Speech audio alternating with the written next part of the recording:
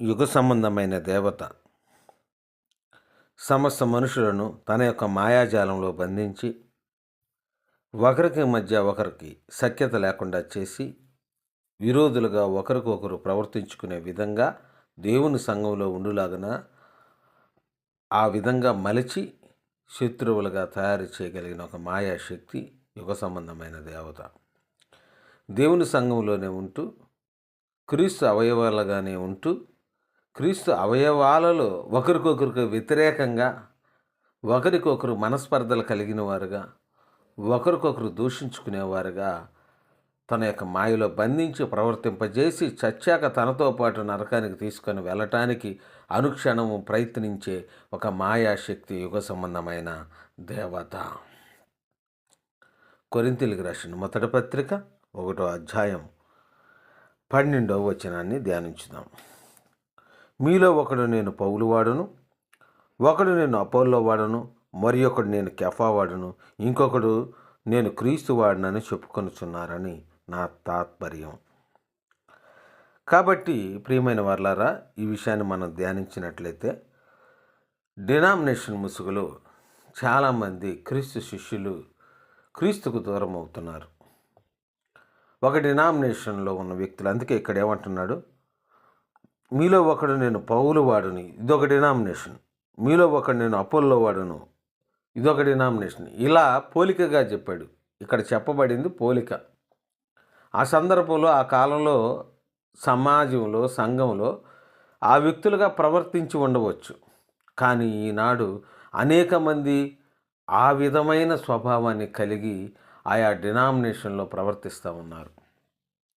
ఒక డినామినేషన్ వారు ఇంకొక డినామినేషన్ వారిని గౌరవించక చులకనగా చూస్తూ చిన్న చూపు చూస్తూ మన డినామినేషన్ కాదు అని విభేద ఆలోచనలతో ప్రవర్తిస్తూ ఉన్నారు.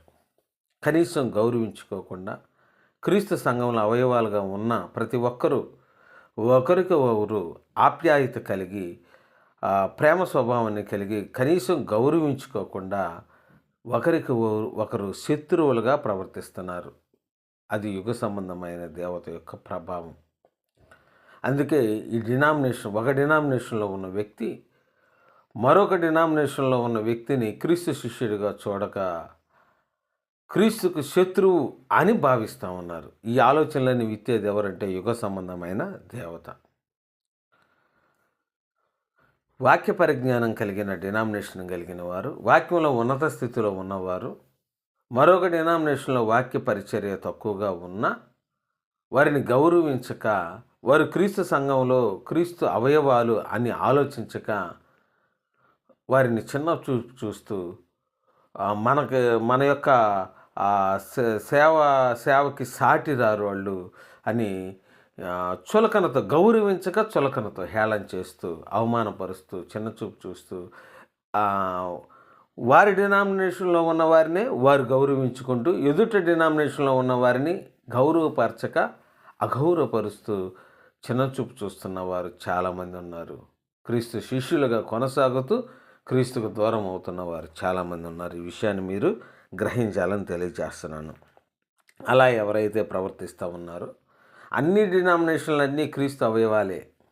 క్రీస్తు సంఘంలో, క్రీస్తు శరీరంలో అవయవాలు అన్ని డినామినేషన్లు.